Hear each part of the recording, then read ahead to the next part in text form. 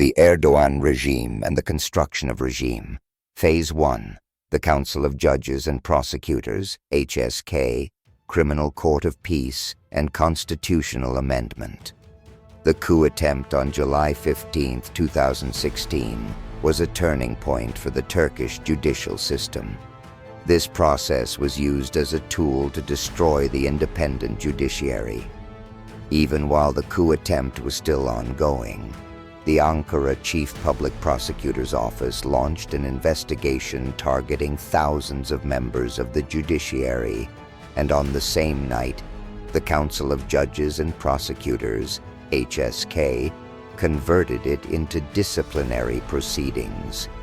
However, these decisions were made in the absence of the detained HSK members and contained serious procedural violations.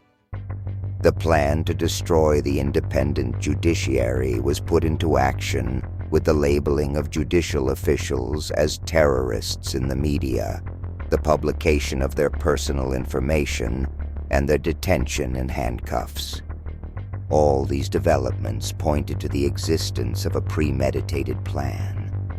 Indeed, even deceased or retired individuals were included in the expulsion lists. With the declaration of a state of emergency, Decree Law Number 667 completely suspended constitutional guarantees with vague concepts such as membership and affiliation. Thousands of judges and prosecutors were removed from their professions without any legal process and without being granted the right to defense. The European Court of Human Rights convicted Turkey in the cases of Alparslan Altan and Hakan Baş on the grounds that it had deprived members of the judiciary of their rights to freedom. Ultimately, the Erdoğan regime used the state of emergency decrees as a tool to purge opponents and bring the independent judiciary under the regime's control.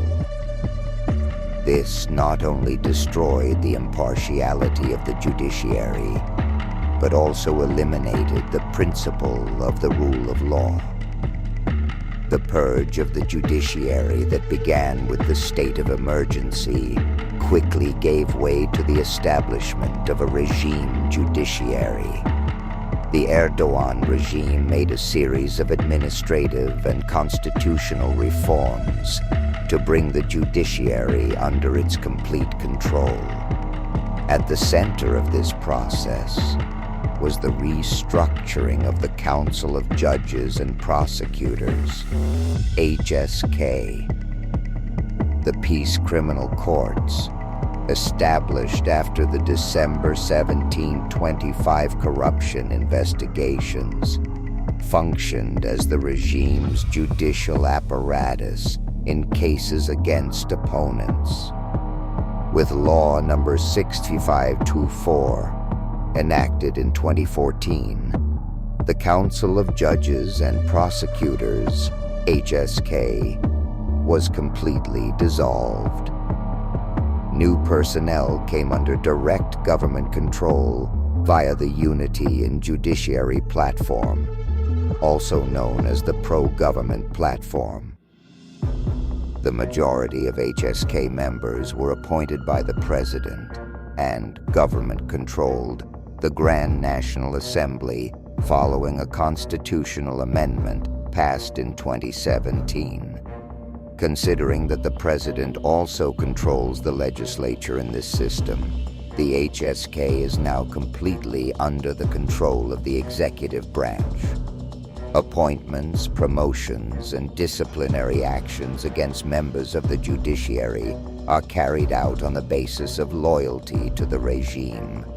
Those considered to be opponents are systematically sidelined or expelled. The transfer of judges in response to political reactions to acquittal decisions in cases such as the Osman Kavala and Gezi trials are concrete examples of this intervention. The dismissal of thousands of judges and prosecutors, the closed-circuit operation of magistrates' courts, and the lack of an effective oversight mechanism, as well as changes made to the structure of the Council of Judges and Prosecutors, HSK, have been strongly criticized by international institutions such as the Venice Commission and the Council of Europe as unlawful and arbitrary. The HSK is no longer an independent institution. Judicial independence has been eliminated, and the judiciary has become a mechanism that directly implements the judicial policies of the Erdoğan regime. Similarly, the judiciary in Turkey is no longer an independent institution that dispenses justice. It has become a tool that serves the political objectives of those in power. This situation not only violates the internal legal order, but also seriously breaches Turkey's international obligations.